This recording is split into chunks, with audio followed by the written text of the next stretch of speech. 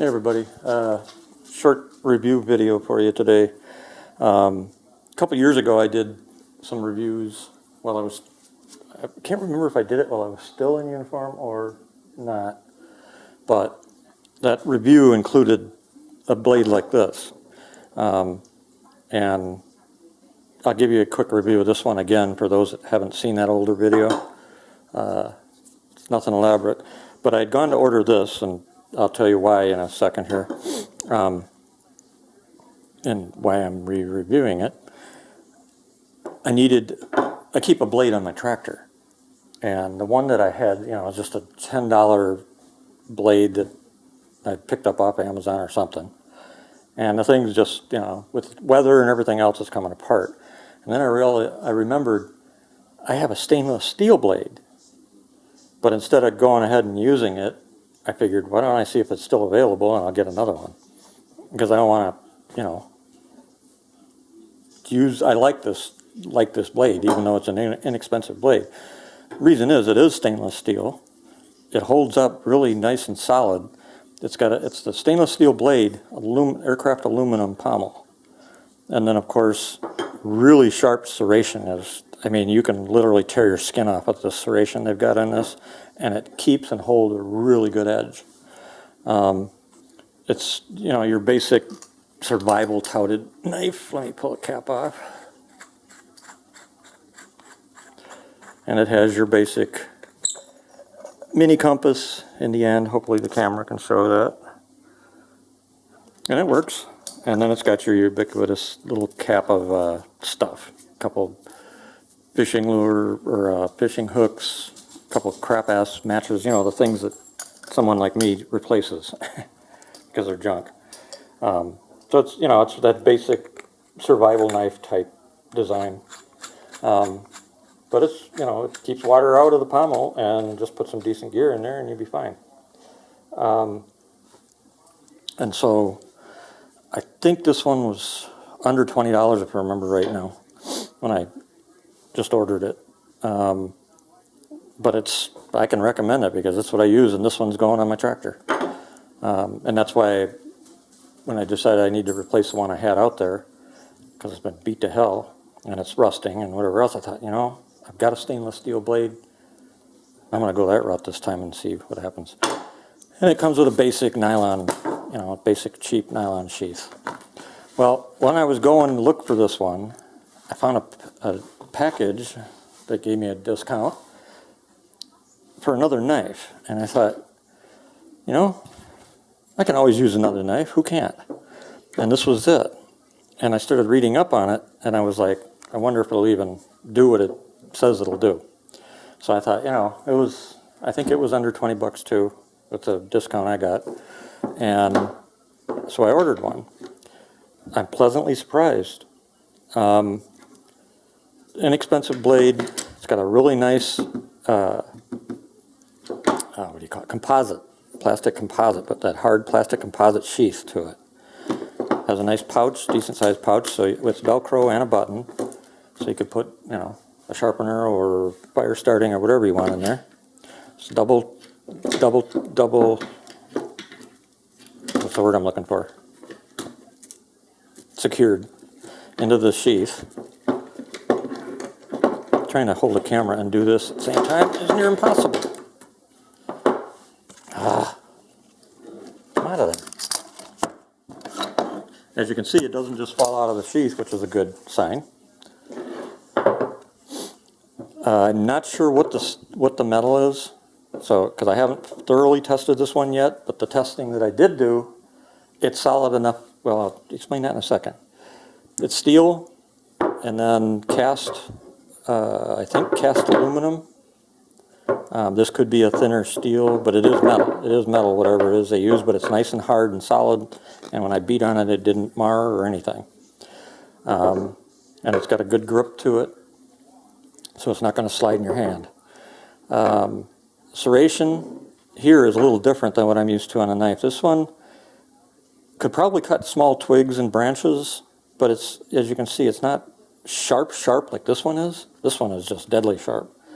So I'm not sure what the thought is on this, unless there's something I am not familiar with when it comes to that kind of serration.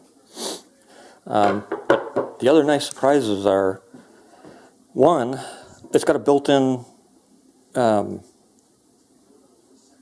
wire fence cutter, or any fence cutter that works and doesn't destroy the blade. Built right into the sheath, and that's probably why this is such hard composite, so it'll hold. And it worked. It didn't mar up the knife except for a little, scratching of the paint. This here, as you can see, didn't do any damage there when I split it. Worked like a charm, which was a pleasant surprise. Then I thought, I'd said before you could put like a sharpening stone and whatever in here. Well, obviously it fit either old or modern belt and mold gear. Quick release, which I really like on my stuff, so that you don't have to undo the whole damn thing. And then a nice little pleasant surprise, it's got a built-in sharpening stone, which is a really nice add. It doesn't come with the straps, but it's got the strap holes for leg strap. And then the thing that caught my attention was this. Hold on, I'm going to put the camera down for a second.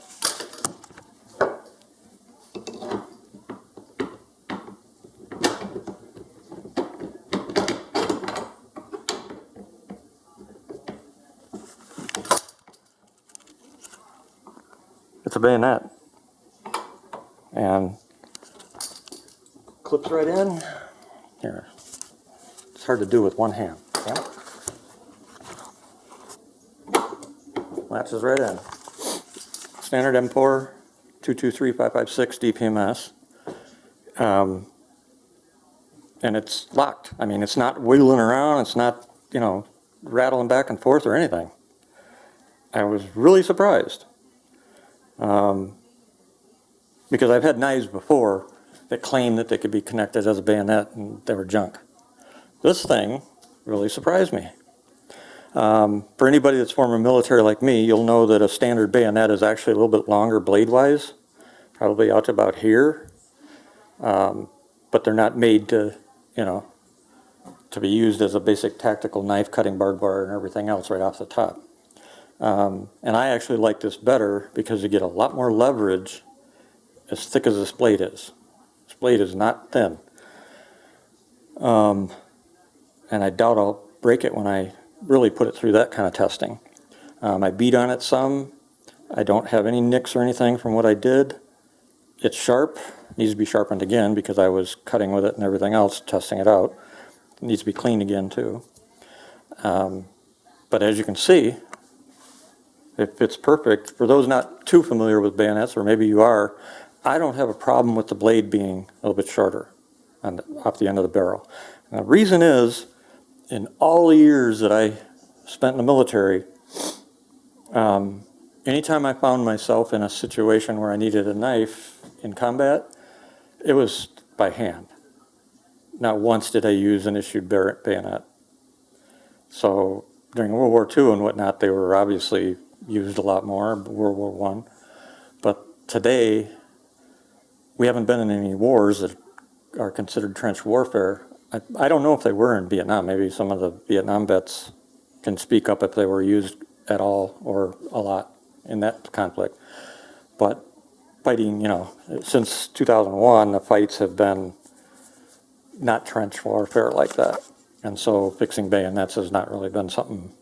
I was Navy, and I was not Army or Marine, so I can't speak for them. But at least in what I was involved in, hand-to-hand, that with us meant stealth and, blade in your hand type situation. Anyway, so got off track there. So for anybody that's, looking for or interested in adding a bayonet to their ARs or their M4s or whatever they might have that's similar, I might have found a solution for you. And it comes right off, goes right back on. There we go, now it clicked in and off. And it, like I said, if I remember right, I think the retail on it was $24 or something like that. I can look it up if anybody wants to know and get you a link. But, you know, it was, I saw it, and today I'm actually doing maintenance on a bunch of my stuff. I do it twice a year. This one is just one of my basic M4s. I have different levels of what I do with my weapons. Each one serves a purpose and a function. On this one, I left everything stock, changed the camo, so this is my winter weapon. So it's got special grease and oil for winter conditions. I put a Burris 5X on it.